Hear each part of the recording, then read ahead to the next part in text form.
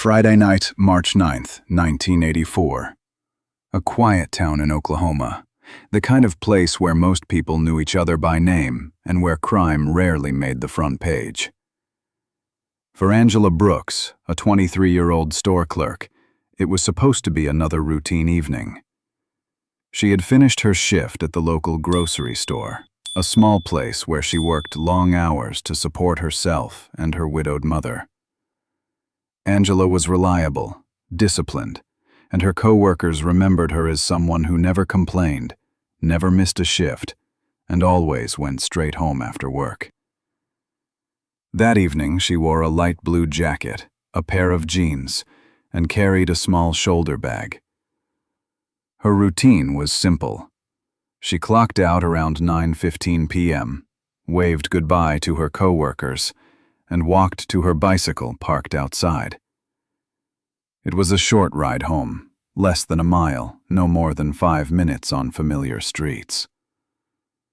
The night was cool, the road was quiet, and only the orange glow of the streetlights cut through the darkness. Nothing suggested danger. But somewhere between the store and her home, Angela vanished. By 10 o'clock, her mother, waiting at the front porch, grew uneasy. Angela was always punctual. 30 minutes late was enough to raise alarm. She called a neighbor, and soon 2 families went searching.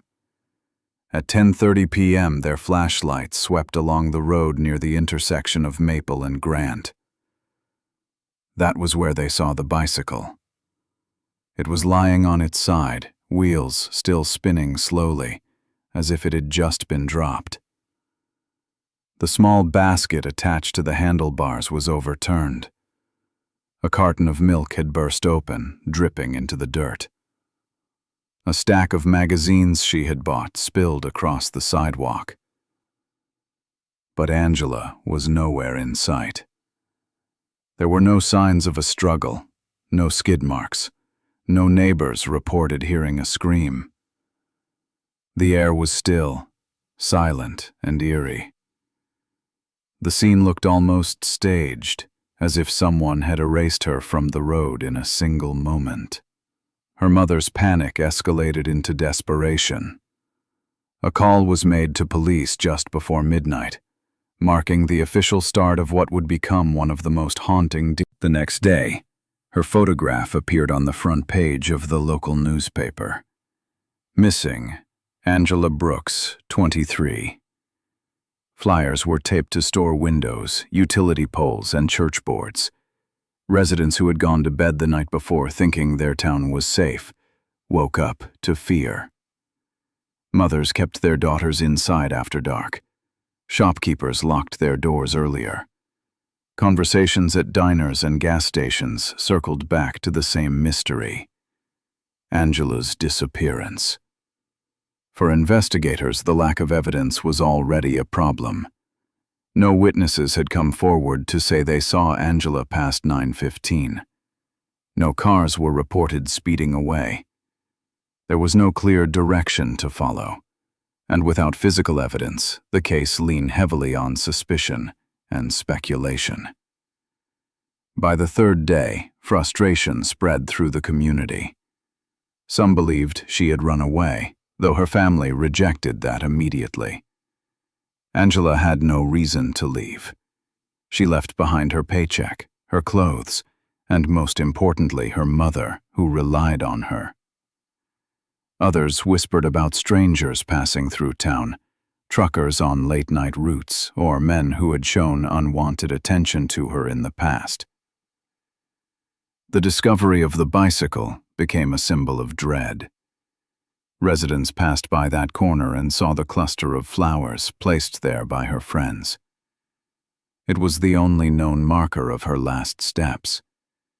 The absence of footprints, tire marks, or any trace of violence only deepened the mystery.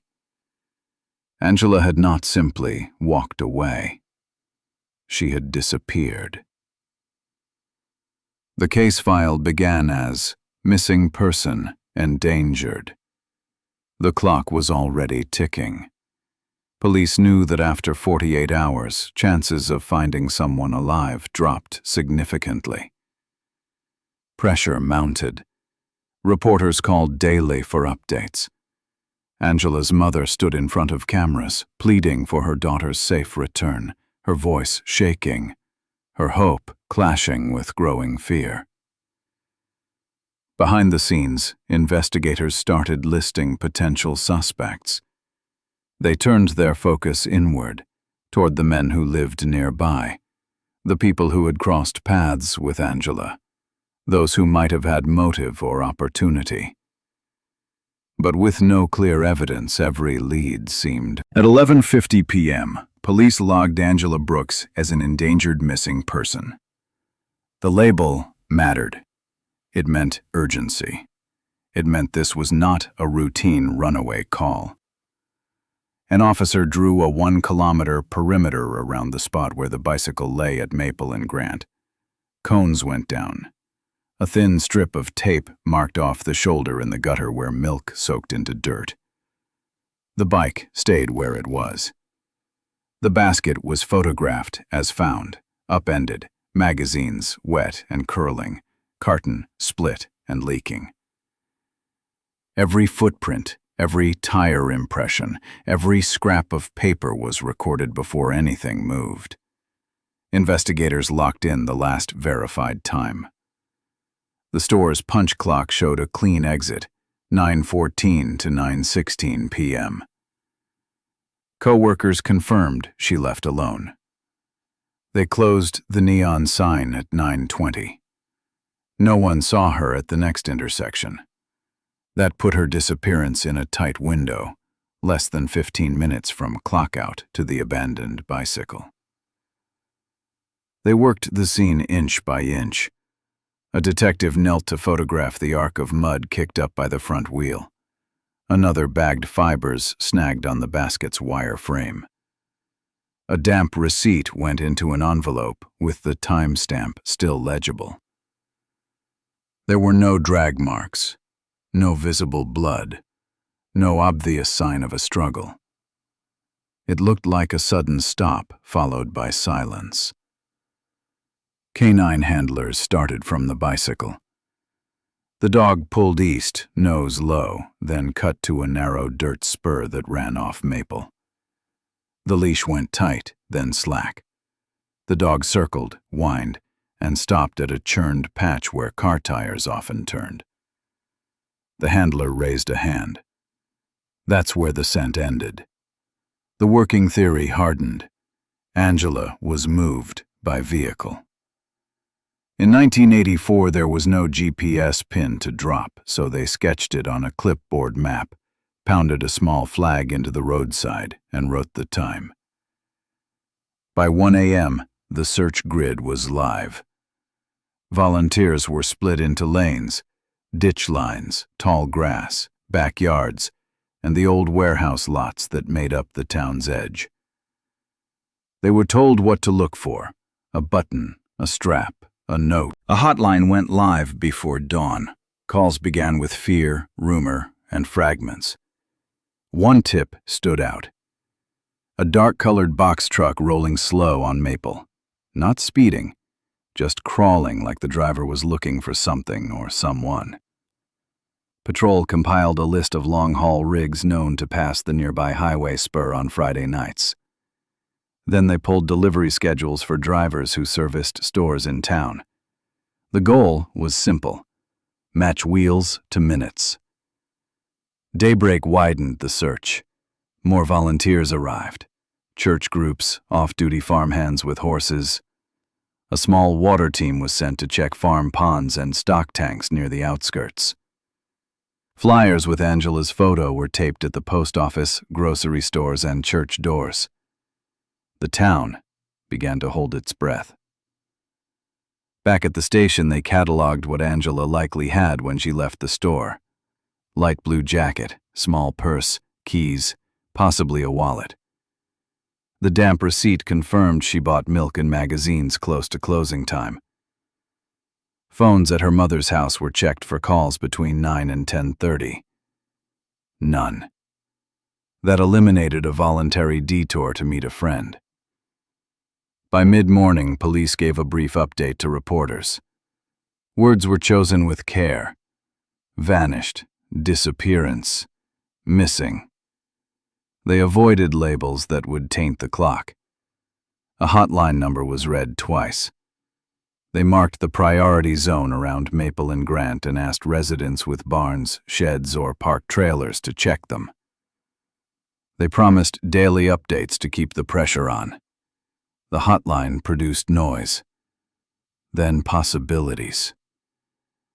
Many claimed sightings in nearby towns that fell apart on basic questions: clothing, hair, timing. Investigators triaged tips by specificity. A tip that named a vehicle, a partial plate, or a driver moved to Tier A. A tip that repeated gossip went to Tier C.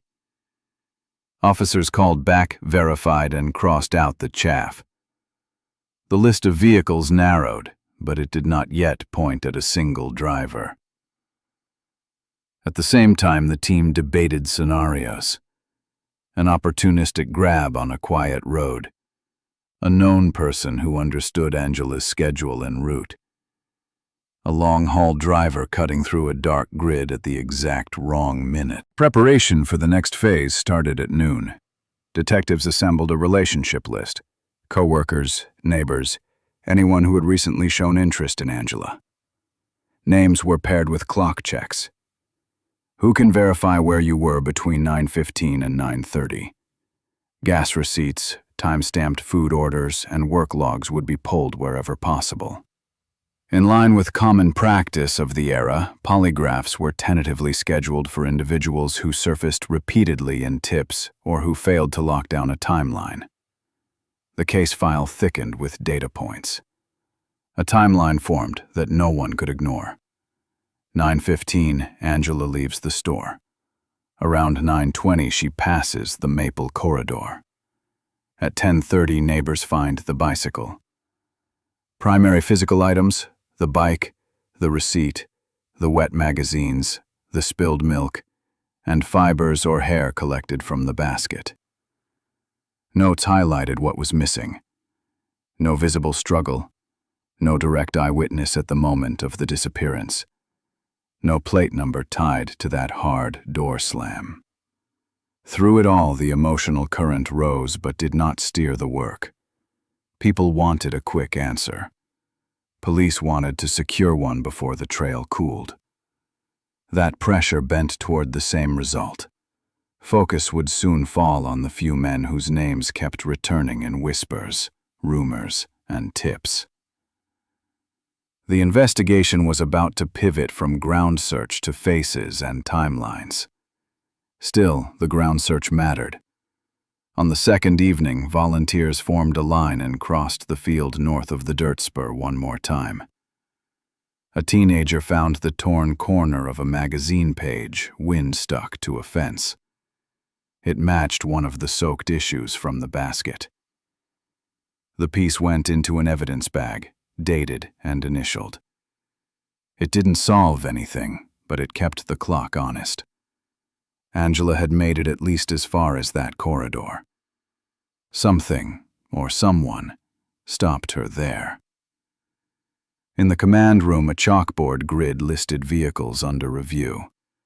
Next to it, another board listed persons of interest with 3 columns: proximity, opportunity, and alibi strength. One name had proximity, another had opportunity. A third had neither but fit the vehicle rumor. The board did not. Inside the station, the files for 3 men were moved to the top of the stack. A mechanic with a record who tripped over his own timeline, a neighbor who had been turned away more than once, and a truck driver whose route matched the slow roll on Maple. Their names had appeared in separate calls. Their faces would soon sit across from detectives in a warm room with a tape recorder on the table and a calendar open to Friday night. The search did not end at the fence line. It changed shape. The map on the wall gave way to interviews, alibis, and gaps. The work would soon tell a story that felt neat and convincing. it would also be wrong. In the next chapter, the investigation tightens around 3 suspects. One will become the focus. Pressure will rise, and a statement taken in a long night will set a tragedy in motion. The investigation shifted when the first week ended with no new discoveries. The ground search, the dogs, the flyers, the door-to-door efforts had produced almost nothing beyond the abandoned bicycle. Pressure mounted on detectives. The community wanted answers. Newspapers printed Angela's photo every morning. Reporters asked why no arrests had been made. Families in the town demanded reassurance. Under that weight, the focus turned from the open fields to the people around Angela, the men who might have had motive or opportunity. Police put together a list of 3 names. Each had a connection, loose or close, that could not be ignored. The first was David Holt, 25 years old, a mechanic who lived and worked only a few miles away. He had a criminal record, petty thefts that put him in county jail for a short stretch. His story about the night Angela disappeared raised immediate doubts. David claimed he was at the garage late into the evening, but a co-worker told investigators he had left much earlier. His small pickup truck had been seen parked only a few blocks from where Angela's bicycle was found. There was no hard evidence, no fibers, no fingerprints, nothing to tie him directly, but the inconsistency landed him on the suspect list. The second man was Charles Dixon, 27, Angela's neighbor. Dixon lived on the same street. He had known her for years. He had also asked her out more than once, and she had turned him down every time. The third was Gary Simmons, 29, a long-haul truck driver. Simmons wasn't a local, but his route often passed through the Oklahoma town. A witness reported seeing a dark, box-style truck near Maple and Grant around 9:20 p.m., the same time Angela would have been riding home. Simmons said he had been resting at a gas station along the interstate, but he could not produce a receipt or a timestamp to prove it. He was known in passing to a few residents, but had no real link to Angela. Still, the description of the truck pulled him into the spotlight. Detectives brought each man in for questioning. David came first. He repeated his story, stuck to it, and when pressed, he admitted he might have confused the times. "I don't remember every minute," he said. His nerves showed, but without evidence, police had nothing to hold him on. Simmons was next. He sat with arms crossed, giving short answers. His tone was flat, almost dismissive. When asked about the truck sighting, he said, "Plenty of rigs look like mine. You can't tell one from another in the dark." His indifference made detectives uneasy, but again, nothing tangible tied him to Angela. Then came Dixon. He stumbled through his answers, repeated himself, and seemed rattled by the questions. He couldn't point to anyone who saw him at home. No neighbor confirmed his presence. The gaps in his story stood out. While Holt had a shaky alibi and Simmons had a weak one, Dixon had none at all. Outside the station, the narrative was already taking shape. The press latched onto the neighbor infatuated with Angela angle. Headlines asked, "Was the young woman's admirer behind her disappearance?" The story was simple, dramatic, and easy to sell. The community followed. Soon, whispers spread that Dixon had been obsessed, that he couldn't take rejection. Even people who once greeted him on the street began to turn away. Angela's family felt the weight of those stories. Her mother recalled Dixon knocking on their. Crucial details were overlooked. No one fully checked Simmons' logbooks or fuel records. No one confirmed Holt's actual clock-out time or tracked his vehicle mileage. These were threads that could have unraveled the truth, but they were left hanging. Dixon, meanwhile, protested his innocence. He told detectives, "I never touched Angela. I wouldn't harm her." But his words carried little weight against the growing narrative. Neighbors turned cold. Old friends kept their distance. He was labeled strange, obsessive, even dangerous. His isolation grew as suspicion tightened. By the end of March, the shift was complete. The case board that once held 3 faces had effectively been reduced to 1. Charles Dixon's photograph sat in the center. The others were footnotes, names to mention but not chase. The momentum of the case had settled on him, and no one seemed willing to look elsewhere. The choice came less from evidence and more from pressure. The community wanted a suspect. The media wanted a headline. Detectives wanted to show progress. Dixon was the easiest fit, even if the facts were thin. And that set the stage for what came next. When police realized they lacked the physical evidence to convict, they turned to the one tool that could fill the gap: a confession. Dixon would be called back, held longer, pushed harder. He would enter a room where the lights burned bright and the clock on the wall ticked slow. Over 20 hours later, exhausted and desperate, he would sign a statement that sealed his fate. That was how suspicion turned into accusation, and accusation turned into a confession that should never have been written. As we move forward in this case, we'll step into that interrogation room, see how the confession was taken, and understand how a single night of pressure destroyed the life of a man who was never guilty. What do you think at this point? Out of the 3 names, David Holt, Charles Dixon, and Gary Simmons, who seemed most suspicious to you? Leave your thoughts, and in the next chapter, we'll see how the investigation pinned Dixon to the wall and extracted a confession that would haunt this case for decades. 3 days after Angela Brooks vanished, Charles Dixon was taken into custody. He was not caught with evidence, nor linked by science or witnesses. He was targeted because he lived on the same street, had once shown interest in Angela, and had no one to confirm his whereabouts. Headlines had already painted him as the infatuated neighbor, and police leaned into that narrative. There was no search warrant for his home, no discovery of suspicious items. Still, he was brought in as if the case was already solved. The interrogation began in a small, windowless room.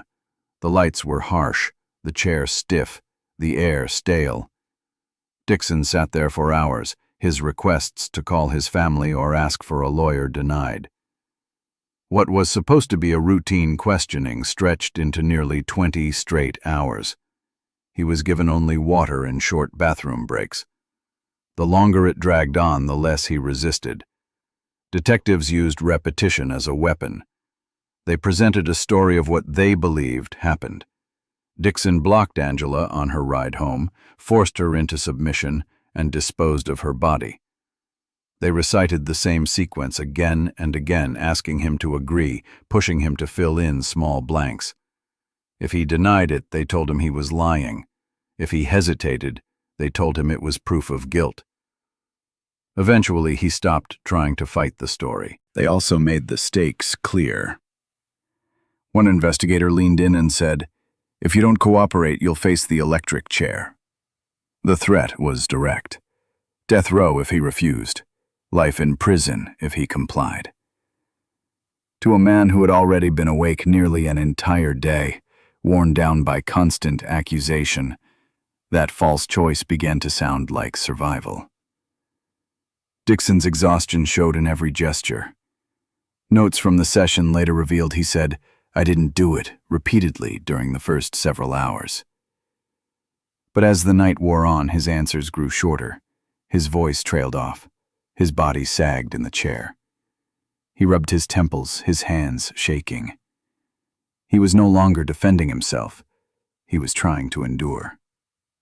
By the time dawn edged over the horizon, the confession was written. It was mostly drafted by investigators.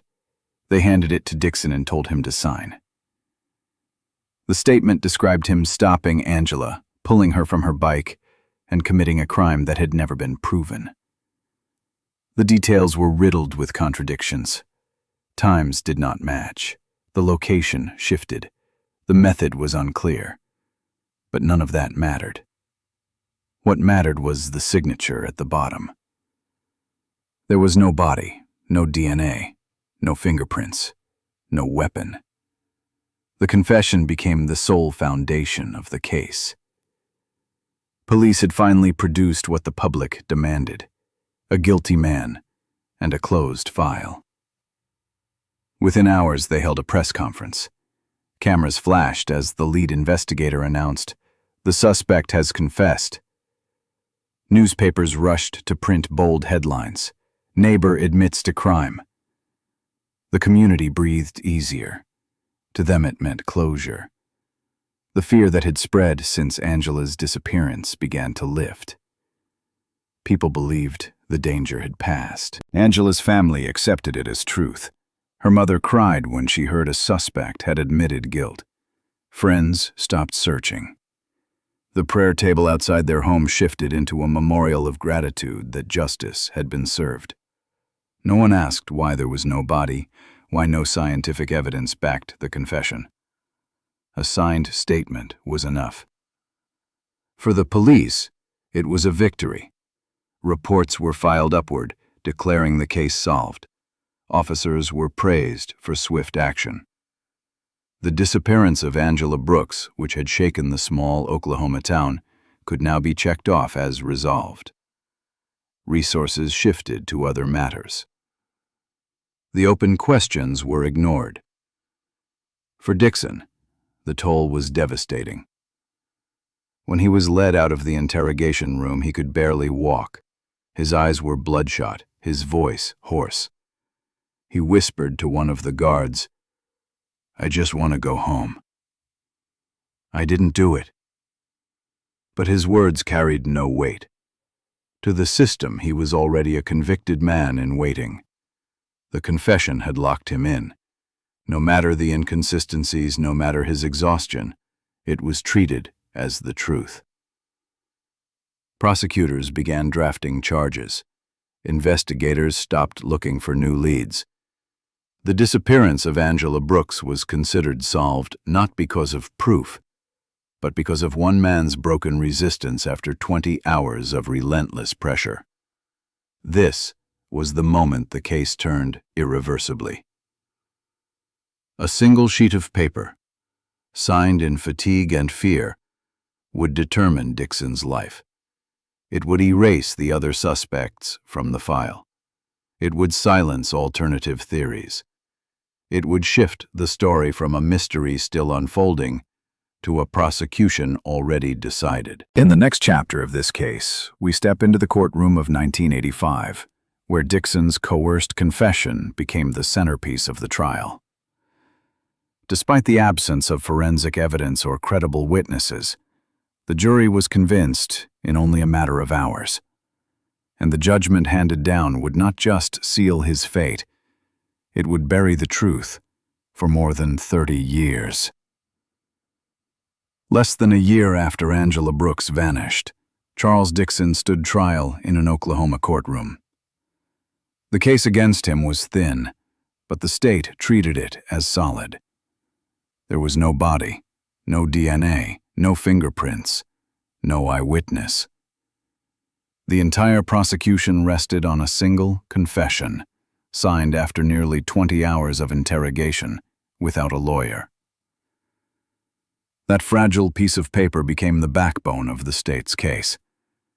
The courtroom was packed. Journalists filled the back rows, pens ready. Local residents crowded in, many wanting to see justice delivered. Angela's family sat in the front, clutching her photograph. They were ready to believe the man before them had stolen her away. The atmosphere was heavy with expectation. This was not just a trial.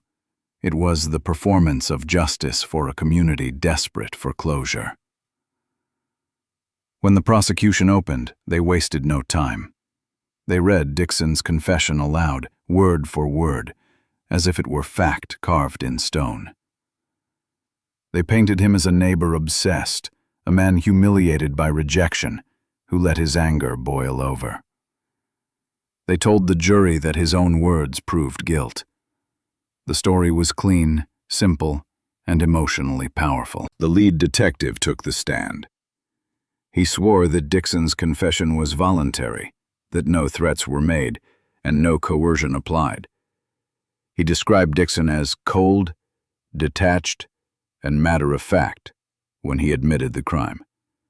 The detective never mentioned the 20-hour marathon of questions, the exhaustion, or the isolation from family. That part of the story was erased. The defense fought back. Dixon's lawyer reminded the jury that no physical evidence tied him to Angela's disappearance. No body had been found. No scientific proof existed. The so-called confession, he argued, was the product of relentless pressure. He asked the jury to imagine themselves locked in a room, deprived of sleep, told that only a confession could spare their life. But the judge denied a motion to strike the confession. It remained the centerpiece of the case. Outside the courthouse, the media shaped its own narrative. Newspapers ran headlines like, "Infatuated neighbor admits crime." Photographs of Dixon, hunched and weary from interrogation, were splashed across front pages. He was cast as a disturbed man, consumed by obsession. By the time jurors walked into the courtroom each day, they had already been surrounded by stories framing him as guilty. The 12 jurors were ordinary townspeople, unfamiliar with the concept of false confessions. They lived in a small community where police were trusted, and the idea that someone might admit to a crime they hadn't committed seemed impossible. To them, the confession was powerful. Combined with the image of Angela's grieving mother, it created a narrative that was hard to resist. When Dixon spoke, it was raw and desperate. He broke down in tears, telling the jury he had not harmed Angela. He begged them to see that his words had been forced. "I didn't do this," he said. "I never would." But his voice was drowned out by the larger story already in place. To many in that courtroom, his denial sounded like a rehearsed plea, not truth. Angela's family turned their eyes away. In their hearts, they believed he was responsible. The trial moved quickly. The prosecution rested after only a few days. The defense had little left to offer beyond reminding them. The reaction in the room was immediate. Angela's mother wept, convinced justice had been served. Neighbors whispered that the nightmare was finally over. Some in the gallery even applauded. Reporters rushed to file their stories, and the next morning's papers declared victory. Lovesick killer sentenced to life. For law enforcement, it was a triumph. The case was closed, the public reassured, and careers advanced. Files were stamped, boxed, and shelved. No further search for Angela continued. No alternative suspects were pursued. As far as the system was concerned, the case was solved. For Dixon, it was the end of his life as he knew it. He left the courthouse in shackles, branded forever as a murderer. His pleas of innocence were ignored. The one piece of evidence against him, A confession extracted through fatigue and fear was enough to bury him alive behind prison walls. This was how a missing woman's case turned into the conviction of an innocent man. The trial that should have exposed weaknesses in the investigation instead amplified them. The absence of evidence was overlooked. The possibility of coercion was dismissed. The pressure to deliver justice outweighed the need for truth.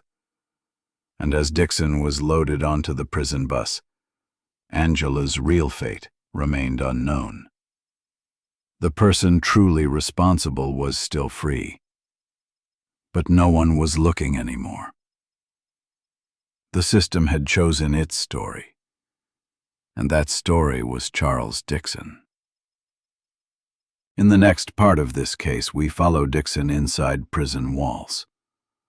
For the next 3 decades, he would live not as Charles Dixon the neighbor, but as Charles Dixon the convicted killer. Inside, he carried a label that made him a target, enduring violence, isolation, and despair, all for a crime he never committed. In July of 1985, Charles Dixon was moved to the Oklahoma State Penitentiary. His file carried a single line that sealed his future: life without parole.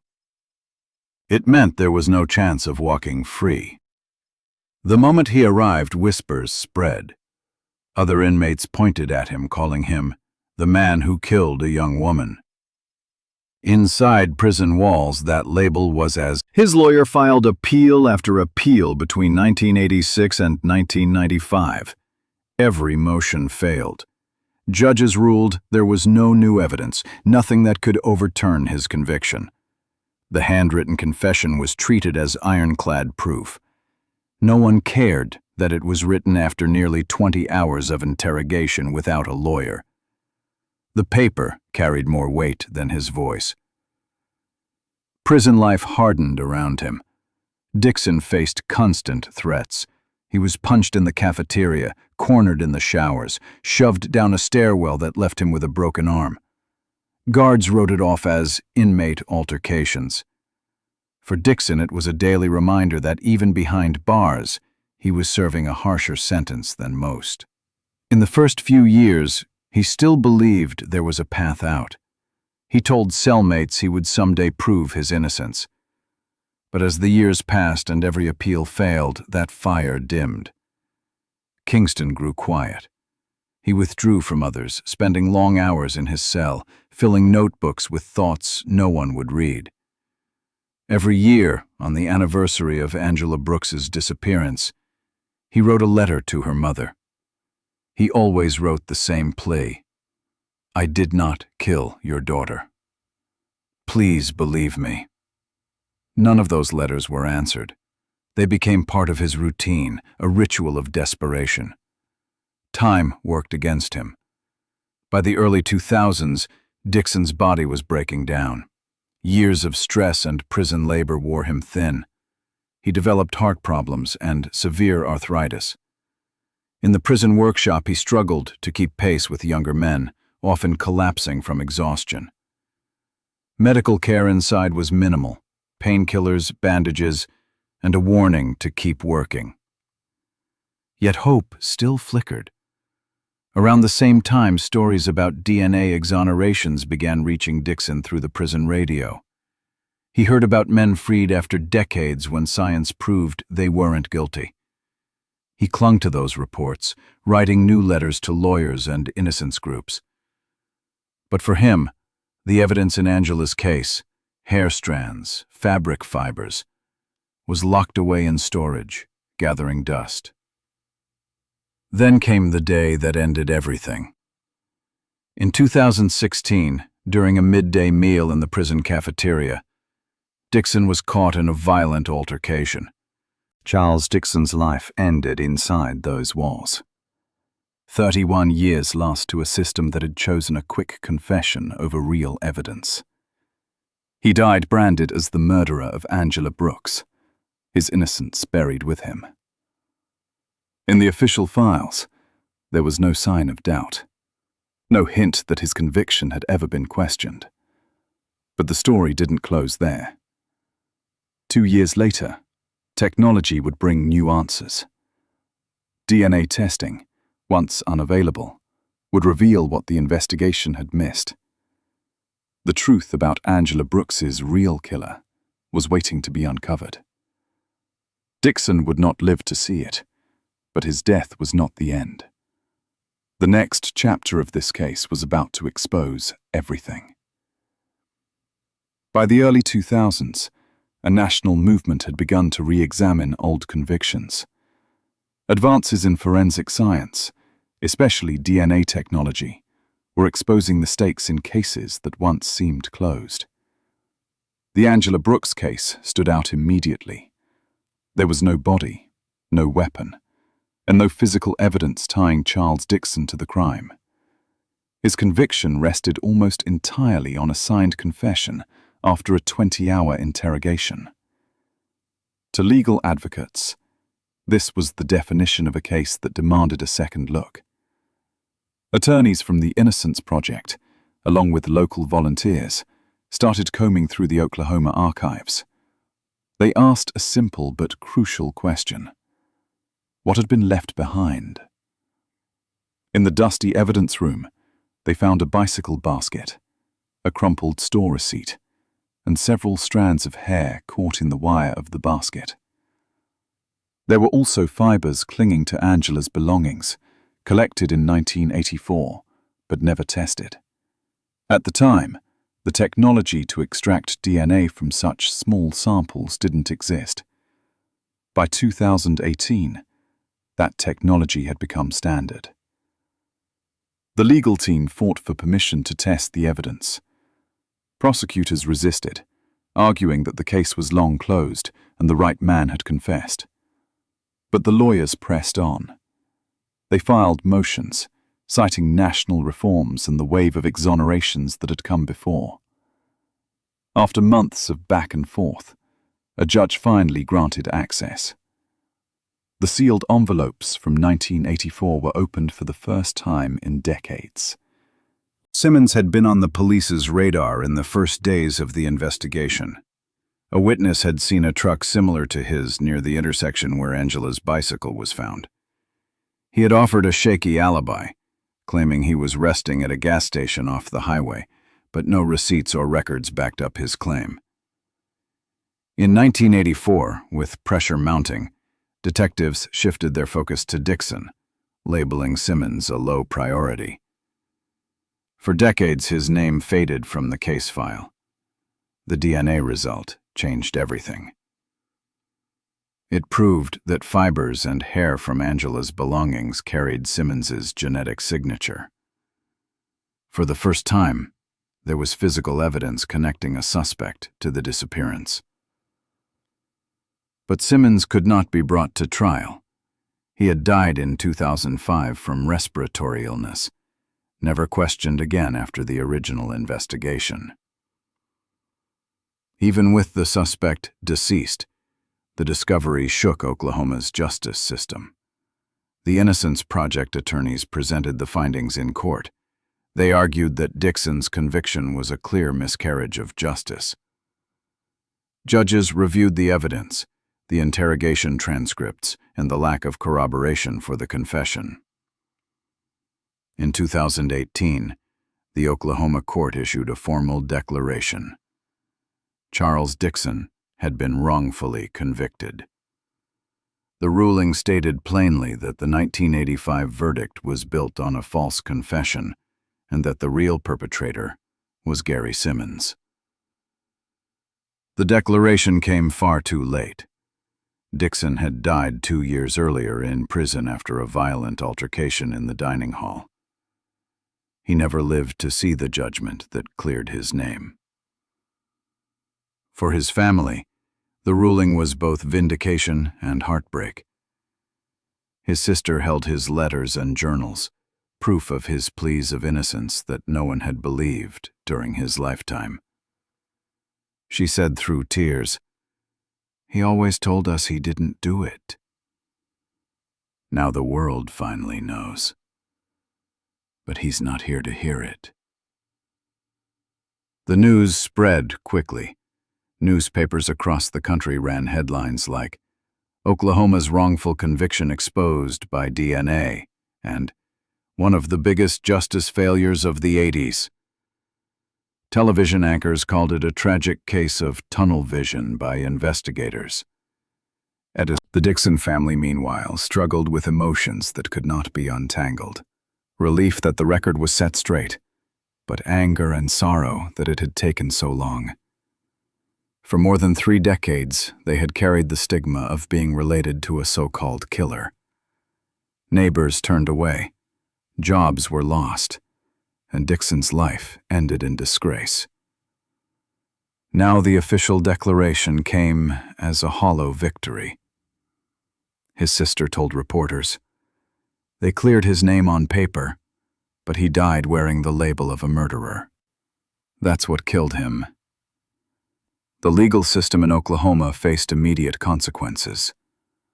Law schools began teaching the Brooks case as a prime example of wrongful conviction caused by coercive interrogation. The state introduced reforms, mandating that all interrogations be recorded in full and that legal counsel be present in high-risk cases. Police departments revised training, warning officers about the dangers of tunnel vision. Advocacy groups used the case to push for expanded access to DNA testing in old convictions. But no reform could undo the human cost. Angela Brooks had disappeared in 1984. Her body was never found. Gary Simmons, identified by DNA, died without punishment. Charles Dixon lost his freedom, his dignity, and eventually his life to a system that failed him. The case became more than a story of crime. It became a warning. As the judgment was announced, journalists wrote that 2 people had been lost in the Angela Brooks case. Angela, the young store clerk who vanished on her way home, and Dixon, the man wrongly branded as her killer. Both lives destroyed, one by violence, the other by injustice. The exoneration was entered into the state's records. Dixon's conviction was officially erased.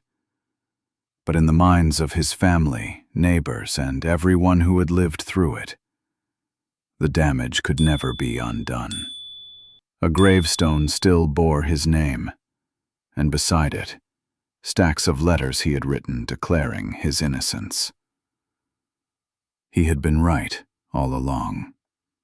The reinvestigation closed one chapter, but it opened another. How could the system allow this to happen?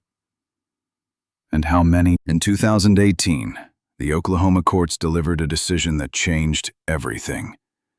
After more than 3 decades, they declared Charles Dixon innocent. His conviction was vacated. The same system that once branded him a murderer now admitted it had been wrong. The news spread across the country within hours. National outlets picked it up, calling it one of the most painful wrongful convictions of the 1980s. For the Dixon family, the phone call from their lawyer was both a relief and a knife to the heart. They finally had proof that Charles had told the truth all along, but he was no longer alive to hear it. The family gathered at their small home when the call came. There was silence, then tears. His older sister said through sobs, "He waited his whole life for this moment. And now it comes, when he's gone." The weight of vindication mixed with the unbearable truth. Charles would never see the day his name was cleared. The state of Oklahoma held a press conference. Officials stood before cameras, offering a formal apology. They admitted to serious failures: coercive interrogation, tunnel vision, a trial built on nothing but a confession forced under exhaustion. They handed the Dixon family an official certificate of exoneration, a single sheet of paper, delivered 34 years too late. With it came financial compensation, a large sum by legal standards. But money could not replace what had been stolen. Not just years of freedom, but a man's dignity, his health, and ultimately, his life. His mother held the check in her hands and said quietly, "My son died as a killer in the eyes of the world. What am I supposed to do with this now?" The family went to the cemetery soon after. They had the headstone redone. Beneath Charles Dixon's name, they added one word: innocent. It was the only way they could try to rewrite the story carved into the minds of their neighbors. Next to the grave, they placed the journals and letters he had written in prison, pages filled with his desperate attempts to prove the truth. The Brooks family could not escape the revelation either. For years they had believed justice was done when Dixon was convicted. They had accepted the story told by police, prosecutors, and the press. Now the DNA results forced them to face reality. Angela's real killer had been someone else all along. They reached out privately to the Dixon family with a written apology. In it, they admitted their mistake in believing the state and condemning Charles. But no words could erase 30 years of silence, mistrust, and pain. For the Dixons, the apology helped, but only a little. The truth had come, but too late. Charles had died, beaten in a prison cafeteria, branded forever in the public eye as a murderer. His sister told reporters, "We won justice on paper, but in life, we lost everything."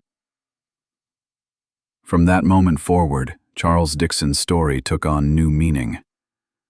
Law schools across the country included it in their curriculum, dissecting how a false confession could destroy a man's life. Advocacy groups used his name in campaigns to reform interrogation practices. His case became a warning printed in textbooks, taught in classrooms, and spoken about at conferences. The image of Charles shifted. No longer the obsessed neighbor in news clippings, he was remembered as the man who tried to shout his innocence from behind prison walls. His wrongful death became a rallying cry for reform. Still, the scars remained. For the Dixon family, every day was marked by the loss. For the Brooks family, there was the bitter truth that Angela's killer had escaped justice, dying free in 2005. Both families were bound together by grief, guilt, and regret. In the end, the story of Angela Brooks was no longer just about a disappearance in 1984. It was about what happens when an investigation goes wrong. It was about how one crime can claim two victims: the young woman who vanished and the innocent man who lost his life for it. And as the community looked back, one thought lingered. The truth had finally come out, but at the highest possible cost. Lawmakers could not ignore it. In Oklahoma, the state legislature passed new rules. From then on, every police interrogation had to be recorded. A suspect could not be questioned without access to a lawyer. The state Supreme Court issued guidance. Any confession taken without those safeguards could be thrown out. Other states followed, pointing directly to the Dixon case as the reason. In law schools, the case became required study. Criminal law professors asked their students to examine every line of the transcripts. They broke down the 20-hour interrogation, the repeated threats, the exhaustion. Students learned how memory can collapse under pressure, how fear can produce words that aren't true. At the Oklahoma Police Academy, cadets studied the case as part of their training. Instruct told them, "This is what happens when you chase headlines instead of evidence." In 2019, the town itself faced its past. A stone memorial was raised in the small Central Park. On it were two names, Angela Brooks and Charles Dixon. Underneath the words, "A wrongful conviction can kill another innocent life." For the community, it was both an apology and a permanent reminder. The case reached television as well. National networks produced documentaries. Popular crime podcasts dedicated episodes to the story, calling it a tragedy that spanned 2 generations. Journalists revisited the town, interviewing neighbors who admitted they had once believed Dixon was guilty. Many said they still carried guilt for turning their backs on him. The public response was sharp. Thousands signed petitions demanding reviews of old cases where confessions had been the only evidence. A grassroots campaign called "Don't Sign Alone" spread across the country, telling people never to face interrogation without legal help. In Oklahoma, the phrase became a rallying cry at courthouses and college lectures. For Dixon's family, the official exoneration was both a relief and a heartbreak. His sister said, "We won justice on paper, but we lost in real life." The family had spent years keeping his letters and journals. The story of Angela Brooks and Charles Dixon connected 2 very different tragedies. Angela's bike was found abandoned on a roadside in 1984. Dixon's body left a prison morgue in 2016. One victim was taken by violence, the other by a flawed system. Yet in the end, their names were carved side by side on the same stone, bound forever in history. The legacy was not just sorrow. It was reform. It was new laws, new training, new awareness. Dixon's death gave urgency to projects that re-examined wrongful convictions across the country. Angela's unsolved disappearance remained a wound, but it also gave power to movements demanding better evidence standards. Today, whenever Americans talk about coerced confessions, the Dixon case is mentioned.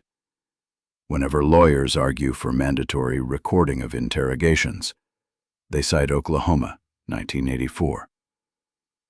And whenever people in that small town pass the memorial in the park, they see 2 names that will never be separated again. The final message is simple, and it has been repeated in classrooms, in courtrooms, and at candlelight vigils. Truth may come late, but it must never be buried.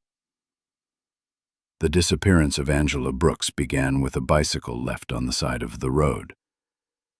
It ended decades later with a legacy that reshaped laws and forced a nation to face its failures. 2 lives were lost, but their story changed how justice is pursued in America. And for the people of Oklahoma, the memory remains. It is a painful reminder, but also a warning carved into stone. Justice, when done wrong, can destroy more than one life.